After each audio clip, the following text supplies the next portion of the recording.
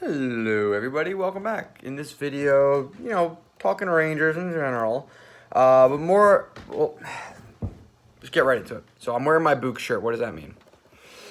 I want Buchnevich to get signed. I miss the guy. I just want to see him locked up with the Rangers for a long time, and I'm getting worried I'm not going to see it. Geez, my dog wants to be in the video too.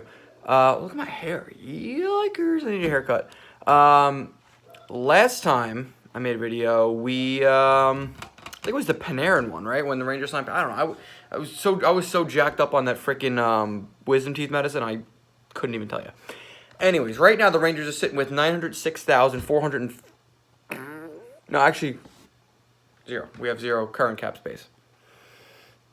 Okay, actually, 1 second. No, that's incorrect. I think we're negative. Are we not?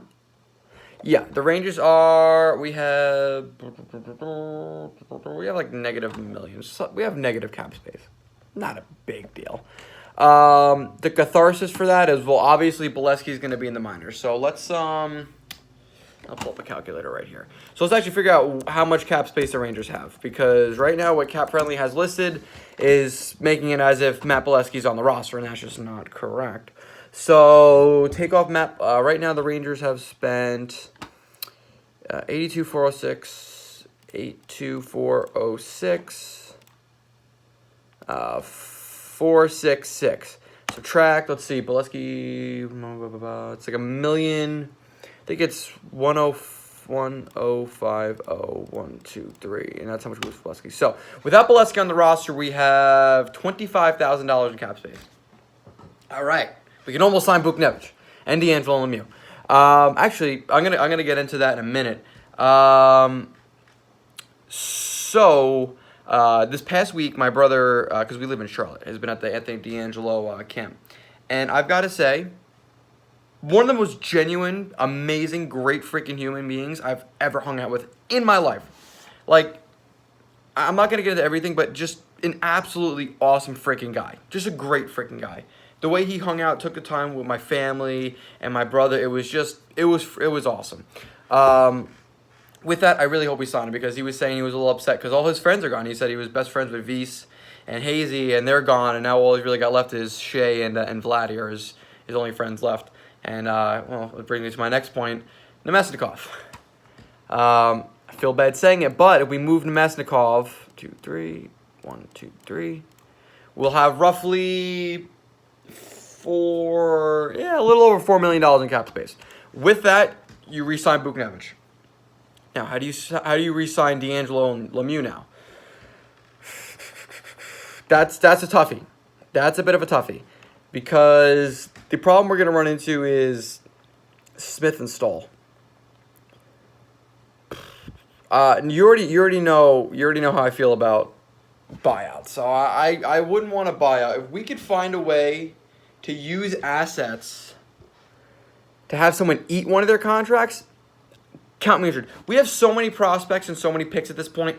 Why not attach someone like a Libor Hayek or a Ryan Lindgren to Brendan Smith and send him to Ottawa or something and get rid of just get rid of the cap hit? If we get rid of Brendan Smith's full cap hit, the Rangers will be sitting just around $9 million in cap space. Let's say we even allocate $5 million a year to Buchnevich. I bring this down to $4 million a year. $2 million for D'Angelo and $1 million for Lemieux.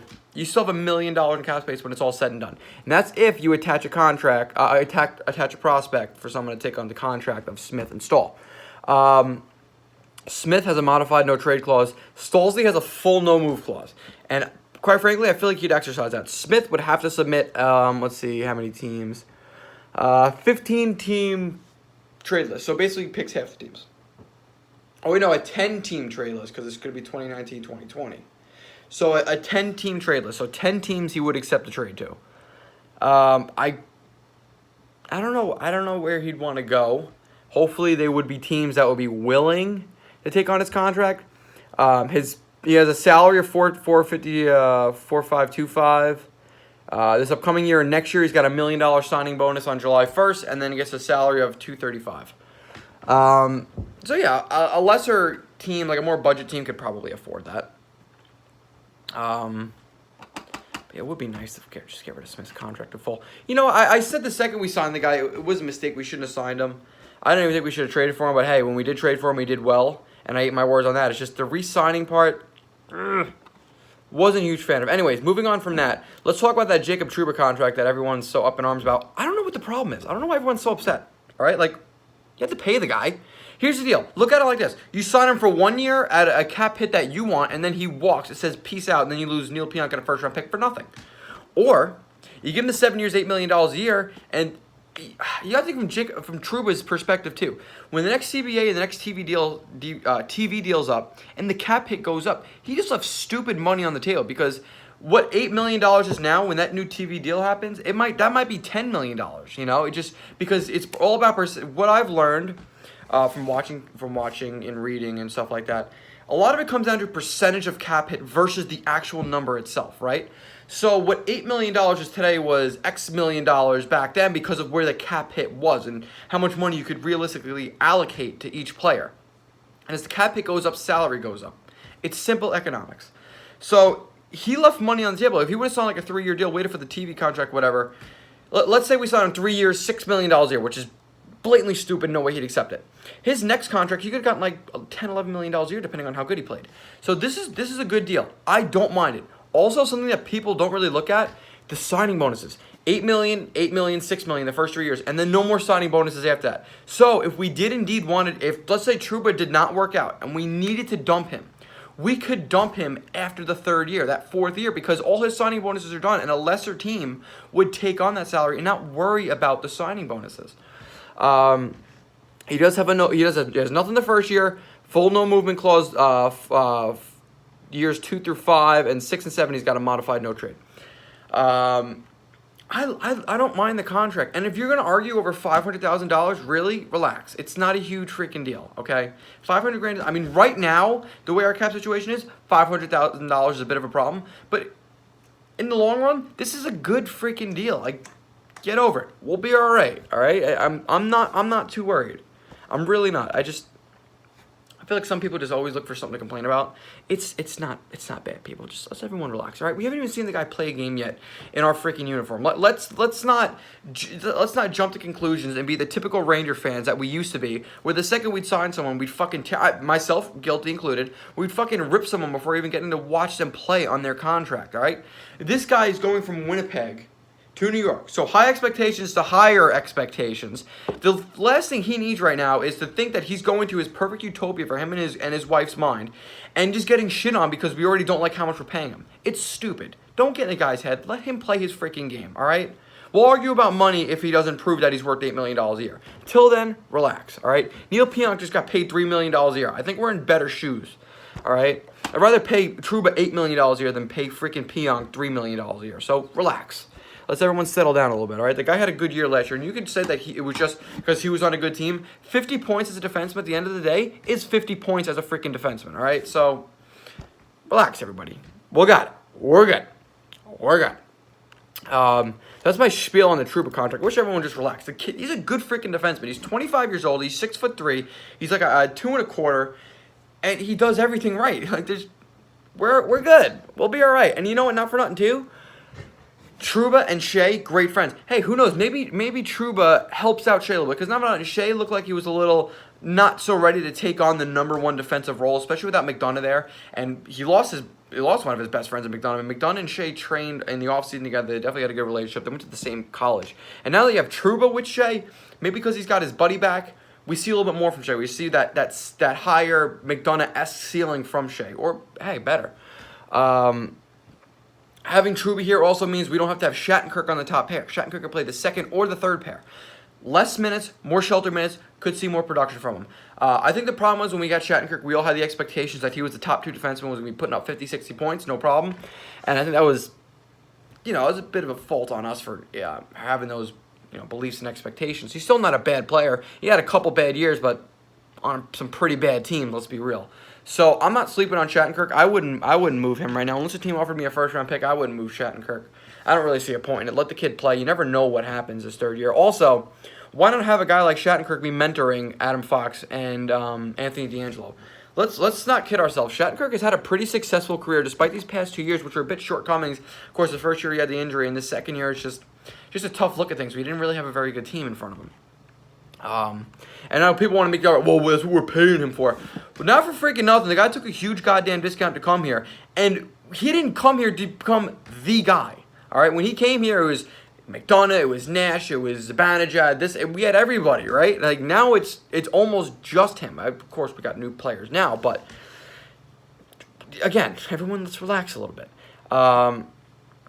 Yeah, 56 points, 44 in 56 games, 45, 81, 23, 48, 43, 81. The guy's had a successful career. He's a good offensive defenseman. Don't sleep on him. Let him play his game. Let him mentor the young guys. You got plenty of scoring next season. Let's let it happen, all right? Some other things I kind of want to jump into. Ryan Strome, trade or keep. I like to keep Ryan Strome, I'm not going to lie to you. I think he's a good role player. I like that he can play up and down the lineup, kind of like Jesper Fast. Bit more of a scoring touch than Jesper Fast. I mean, Strome, obviously a 5th overall pick, was drafted 5th overall for a reason. Whether he turned out to be 5th overall pick material or not is besides the fact. I mean, you drafted 5th overall for a reason. He's a good hockey player. But I'd like to see Stromer as like a 3rd, 4th line guy next year, whether it be center on the wing. He's just a quality player, someone you kind of need. Chris Kreider. I kind of want to play by ear. You know, the problem is, and people want to say you don't need physicality anymore. To an extent, you do need some kind of physicality, and you can't leave it on one player, that one player being Brendan Lemieux. I like to see Kreider around because he's a power forward. He's been here a long time. He's a leader, and when he's on his game, he's a 25, 30 goal scorer. And, you know, down the stretch, you could use that. Now, if it comes down to, like, he wants $7 million a year on his next contract, okay, bye. See you later. If he wants $6 million on his next deal, sign him. That's a pretty good deal for Chris Kreider. Also, she's another top 6 forward. I mean, we don't have to trade him. Unless a team blows you out of the water with an offer, you don't really have to trade the guy. You can hold on to him. We're in that kind of position right now. Kreider had 28 goals, 52 points, 1 assist, shy of a career high, 1 point shy of a career high. Yeah, I mean, honestly, I'd keep Kreider around. I don't see a point in really trading him right now. Hold on to him for a minute unless a team just blows you out of the water. I think if we were to move anybody, it would be Nemesnikov and Smith. Obviously, Smith, you got to attach a contract too. I know I'm going off in tangents all over the place right now, but I'm just trying to see what we're doing next. Actually, how many? So we have 13 forwards. Yeah, Greg McKegg's probably going to be like the 12th guy next year. Or the 13th guy, I'm sorry.